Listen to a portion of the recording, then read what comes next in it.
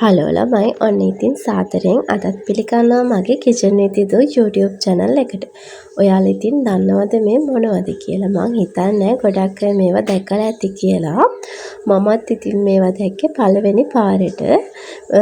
අපේ ගෙදර මේ ළඟදි තමයි මේ පැලයක් හිටවුවේ. ඊට පස්සේ තමයි ඉතින් මම මේවා අඳුරගත්තේ. මේවට කියන්නේ වඳුරු මෑ කියලා.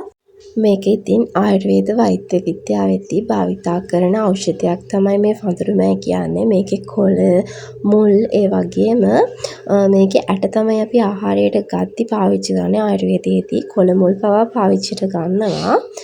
ඉතින් මේක ඇත්තටම ගොඩාක් ගුණ කෑමක් කියලා ගොඩක් කට්ටිය කියනවා. මම මේක ගැන පොඩි විස්තර ටිකක් හොයලා බැලුවා. ඇත්තටම මම මේක පළවෙනි පාරට තමයි ඉතින් හදන්න යන්නේ. අපි බලමු ඉතින් මේක කොහොමද රස කියලා. මේක ලිංගික ශක්තිය වර්ධනය කරගන්න, දියවැඩියාව පාලනය කරන්න, ස්නායු ආබාධ වලට වගේම ගොඩක් දේවල් වලට මේක ප්‍රයෝජනවත් වෙන ඖෂධයක් තමයි මේ වඳුරු මෑ කියන්නේ.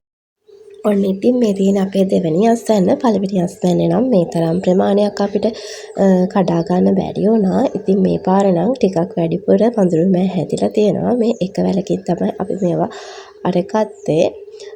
අපේ අම්මා ඇට 6ක් තමයි ගෙනල්ලා හිටවලා තිබ්බේ. අන්න ඉතින් මේ විදිහට මම මේ ටිකත් කඩා ගත්තා. අපි දැන් මේ ටික තඹ ගන්න. මේක මේ විස සහිතයි කියලා ගොඩක් තැන්වල කියලා තියෙනවා. ඒ හින්දා අපි මුලින්ම මේක තඹ ගන්න ඕනේ. අපි දැන් මේ ටික තඹ ගන්න.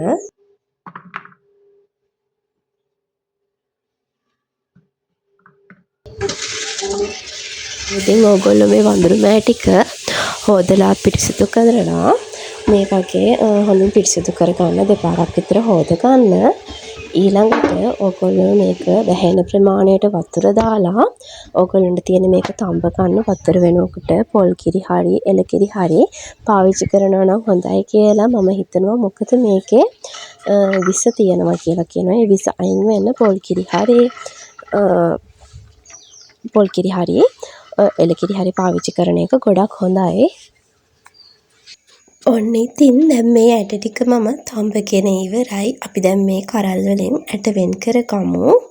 මෙන්න මේ විදිහට හොඳින් සුද්ධ කරලා මේ උඩ පොත්ත ගැලවිලා යනවා. තැම්බුණාට පස්සේ ඊට පස්සේ ඔයගොල්ලන්ට තියෙන්නේ මේ විදිහට ඇට ටික වෙනම අයින් කරගන්න. මේ තියෙන ඒ වගේ ඇට. දැන් ඉතින් අපි මේ ඇට ටික මේ තියෙන මම සුද්ධ කරලා අරගත්ත ඇට ටික දැන් මේ ඇටවල උඩ තියෙනවා සිවියක්. ඒ සිවියත් මේ විදිහට ඉවත් කර ගන්න ඕනේ. ඉතින් මට මේ වැඩේ කරගන්න අපේ ආච්චිත් උදව් කරා.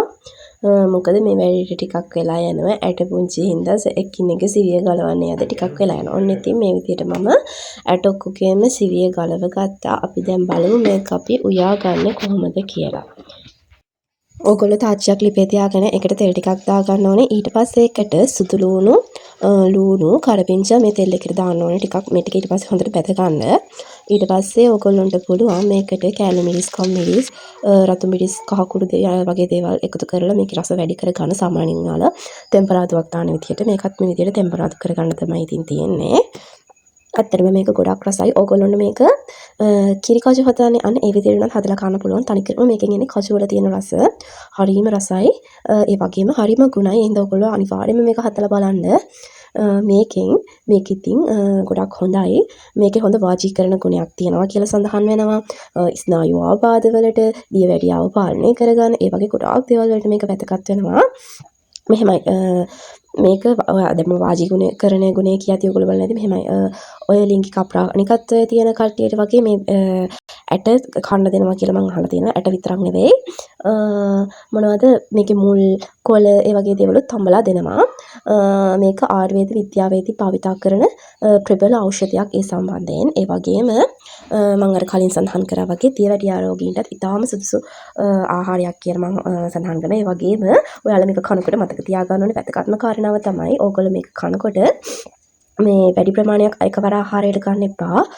සාමාන්‍යයෙන් මේක කෑවට පස්සේ පොඩි මත් ගතියක් එනවා. මොකද මේකේ ඩෝපමයින් ප්‍රමාණය මේක කෑවට පස්සේ අපේ මොළයේ තියෙන ඩෝපමයින් ප්‍රමාණය වැඩි වෙන්න මේක උදව් කරනවා. ඒ හින්දා මේ අපේ මොළයේ තියෙන ඩෝපමයින් ප්‍රමාණය වැඩි වෙද්දී පොඩි මත් ගතියක් එන්න පුළුවන්. එහෙනම් මේක කද්දී පරිස්සමෙන් කියලා කන්න. ඒ අයින් වෙන තමයි අර මම ඔයාලට කිව්වේ මේක කිරි වලින් තම්බන්න කියලා. එහෙනම් ඉතින් ඕගොල්ලොත් මේවත් ගෙදර තියෙනවා නම් මේ විදිහට හදලා කන්න. මම ආයෙත් වීඩියෝ එකකින් හම්බ වෙන්නම්. ඒ වගේම මම subscribe කරන් යන්න අමතක කරන්නත් එපා.